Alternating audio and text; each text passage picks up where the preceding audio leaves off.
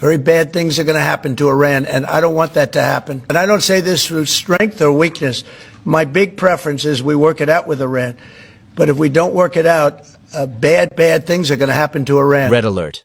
Iran just marked a UK military base for destruction. Is Britain on the brink of war? Tensions in the Middle East just skyrocketed, and Britain has been dragged into the danger zone. After a bold move by Donald Trump, Iran has issued a chilling warning. And this time, it's not just aimed at the US. British forces could soon be in the line of fire. A senior Iranian military official has openly named Diego Garcia, a remote UK-controlled military base in the Indian Ocean, as a possible target if any attacks on Iran come from nearby bases. The message? If the US strikes, Britain won't be spared. And Iran isn't bluffing. Their long-range missiles and suicide drones can easily reach Diego Garcia and other Western outposts. Meanwhile, satellite images reveal that B-2 stealth bombers, America's deadliest warplanes, have just landed at the base. This could mean one thing. Both sides are preparing for the worst. The UK government has condemned Iran's threats, but will words be enough to stop a crisis? As global tensions reach a boiling point, the question isn't if something will happen. It's when. We start with that breaking news. A federal judge just moments ago doubling down on efforts to hold the Trump administration in check, finding that they have continued to improperly freeze federal funding in direct violation of a judicial order. The judge insisting the White House must immediately reverse course and restore all frozen funding.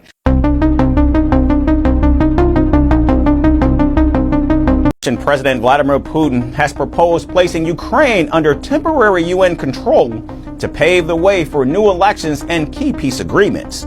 Claiming that President Volodymyr Zelensky's leadership lacks legitimacy, Putin insisted bringing in a third party to be a viable government that, quote-unquote, enjoys the people's trust. In principle, of course, it would be possible, under the auspices of the UN, with the United States, even with European countries, and of course with our partners and friends, to discuss the possibility of introducing temporary administration in Ukraine. For what? In order to hold democratic elections, in order to bring to power a viable government that enjoys the people's trust, and then begin negotiations with it on a peace treaty. However, the Russian leader's proposal has been met with skepticism. White House National Security Council emphasized that Ukraine's governance is determined by its constitution and its people. There has been no immediate comment from Ukraine, however.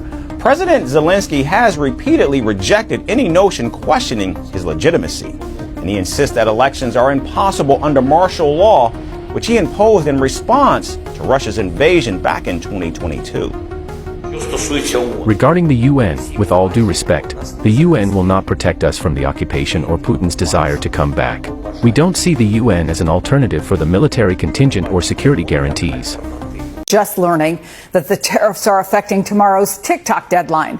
I want to bring in NBC News senior White House correspondent Gabe Gutierrez. President Trump is now going to take executive action to extend the deadline. Is that right? Yeah, that's right, Chris. And look, the president is saying that this is tied to economic tariffs, although we can't be sure of that. But let me show you what he just posted on social media within the past few minutes. He's saying that his administration has been working hard to get a deal to save TikTok, which we knew there have been ongoing talks.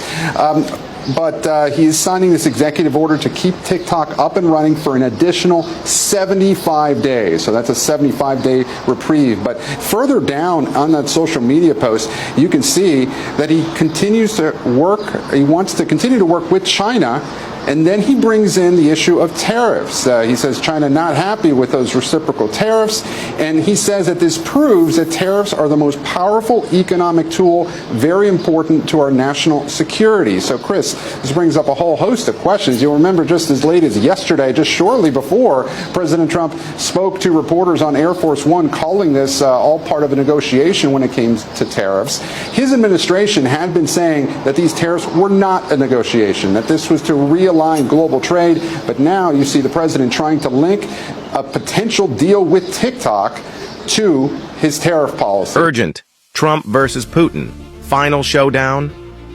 Donald Trump just gave Russia a devastating ultimatum. End the war in Ukraine or face a crippling economic collapse. He's threatening to impose secondary tariffs on any country that buys Russian oil, meaning China, India, and Turkey will have to choose, side with Russia or lose access to the U.S. economy. The pressure is about to explode. What does this mean for Russia? The ruble is already crashing, and without oil revenue, Russia's economy could implode. Putin's war effort is heavily reliant on oil sales. If those dry up, the Kremlin could lose its grip. Economic collapse could lead to massive internal unrest. How will Putin retaliate? He won't back down. Expect all-out retaliation, energy warfare. Putin could cut oil and gas supplies to the West, sending prices sky high and causing a global energy crisis. Cyber attacks. Russia could target U.S. infrastructure, causing massive disruptions. Military escalation. If Putin feels cornered, he may escalate the conflict in Ukraine or provoke NATO directly. This is a global tipping point. Will Putin bend, or are we looking at a new world war? Drop your thoughts below. Live from London, this is BBC News. Marine Le Pen, the far-right leader in France, is sentenced to 4 years in prison after being found guilty of embezzlement and banned from running for public office. These are the live pictures from Paris, outside the National Rally headquarters. We'll look at the implications this ruling has had for the 2027 presidential elections. 4 people are pulled out alive 3 days after the devastating earthquake in Myanmar. The official death toll rises to over 2,000. Delegates from more than 40 countries, including the US and China, discuss ways to tackle illegal migration at a major summit in London. And the creators of the hit TV drama Adolescence meet the British Prime Minister for talks on how to improve the protection of children from harmful online content.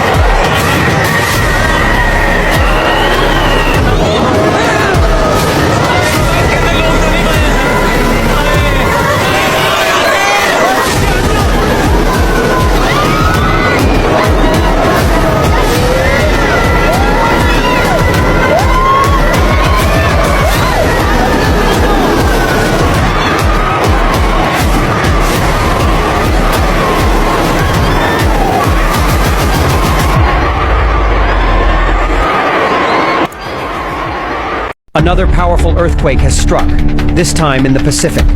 At 1:18 a.m. local time on March 31st, a magnitude 7.0 earthquake hit beneath the ocean, about 90 kilometers southeast of Pangai, Tonga.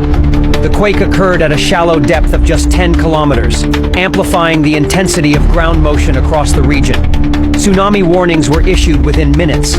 Coastal communities across the Ha'apai Island group were urged to move inland. Sirens were triggered. Reports confirmed the quake was felt on multiple islands, including Tongatapu, Vava'u, and Eua. This event comes just days after multiple high-magnitude earthquakes rocked the planet, including Friday's deadly quake in Myanmar and a large offshore tremor near Brazil. The timing has raised concern across seismic monitoring networks. There are no confirmed reports of major damage or injuries from the Tonga quake at this time. The tsunami alert was later lifted. Aftershocks remain a possibility.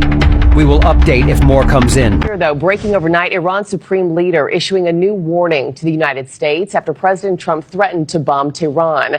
Ayatollah Ali Khamenei warning that America will receive a strong blow if it acts on President Trump's threat over negotiations on a new nuclear deal. News Nation's Tom Dempsey has the latest from Washington. Tom, good morning to you. We're starting to really get a clearer picture here of the president's plans to turn back the clock on Iran's nuclear program. That's right. Good morning, Mark. Some big comments coming from President Donald Trump, who says that if Iran does not make a deal to rein in its nuclear program, the United States may resort to bombing the country. He made these comments during a recent interview with NBC News. Obviously, a lot of attention on this, with President Trump putting it bluntly, quote, if they don't make a deal, there will be bombing, and it will be bombing the likes of which they have never seen before. But Iran's own president says the country has no plans to directly negotiate with the United States, writing, quote, we don't avoid talks. It's a breach of promises that has been caused issues for us so far. They must prove that they can build trust. But President Trump made it clear over the weekend he will not back down. And we're going to either have to talk and talk it out, or very bad things are going to happen to Iran. I would prefer a deal to the other alternative, which I think everybody in this plane knows what that is. And that's not going to be pretty. During his first term, President Trump pulled the United States out of a deal with Iran that put strict limits on Iran's nuclear program in exchange for sanctions relief. But concerns have grown about Iran developing a nuclear weapon. President Trump sent a letter to Iran's supreme leader pushing for a deal after the UN's nuclear watchdog group, the International Atomic Energy Agency, reported earlier this year that Iran has accelerated its production of near weapons-grade uranium. Now, Iran insists that its program is for peaceful purposes, but really adding a lot onto the tension right now, Marky, is recent United States strikes against Houthi targets, with the United States accusing Iran of providing money and weapons to the terrorist group. Yeah, Marky? a lot on the line there. Happening now. News update today. March 28th, 2025. Last night, a 7.7 earthquake struck Myanmar, causing a wave of destruction that toppled buildings and homes. The country already reeling from a civil war after a military coup where the military junta is fighting rebel groups. The military junta made a rare plea for help to anyone that would like to assist them. It's believed that thousands of people are trapped under the rubble. Tremors were felt in Thailand, causing a building in Bangkok, Thailand to collapse. Dozens of construction workers are missing that were working on the building. The situation is dire. Please keep them in your prayers. Like and follow for more updates.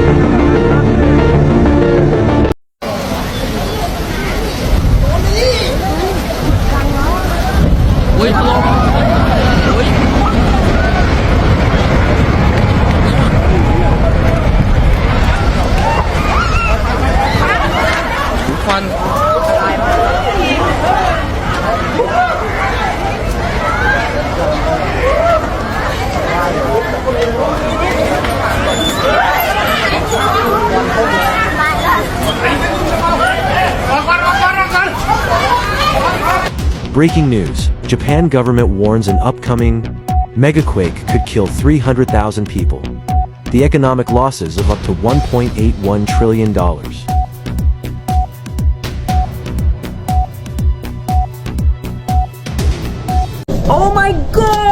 coming house. Oh my god. Yeah, I can't back up right into the guy in my house. Keep that in mind.